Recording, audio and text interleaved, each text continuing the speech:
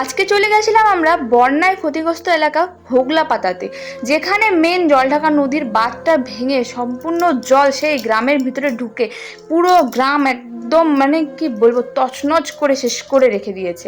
ওখানে একটা বাড়ির চিহ্ন নেই, মানে যতগুলো পাকা বাড়ি ছাদ বাড়ি ছিল কোনো বাড়ির চিহ্ন নেই। এই যে দেখতে পাচ্ছ এই বাড়িটা, মানে কি বলবো এই বাড়িগুলোর অবস্থা একবার দেখো। আর এইখানে চলে গেছিলাম আমরা আমাদের সামর্থ্য মতো হালকা কিছু সাহায্য করতে যতটা আমরা পেরেছি।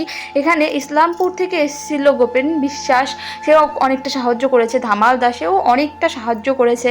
তারপরে আমার সোশ্যাল মিডিয়ার কিছু ফ্রেন্ড আছে যারা মোটামুটিভাবে ভালোই সাহায্য করেছে। আমাদের ওদলাবাড়ি পাওয়ার হাউস যে জায়গাটা আছে এখানে গ্রামের পাড়ার কিছু লোক ভালোই সাহায্য করেছে। তো তোমরা সবাই সাথে না থাকলে এটা হতো না। তো তোমাদেরকে অসংখ্য ধন্যবাদ যে তোমরা পাশে ছিলে বলে আজকে আমি এই জায়গায় গিয়ে সাহায্য করতে পেরেছি।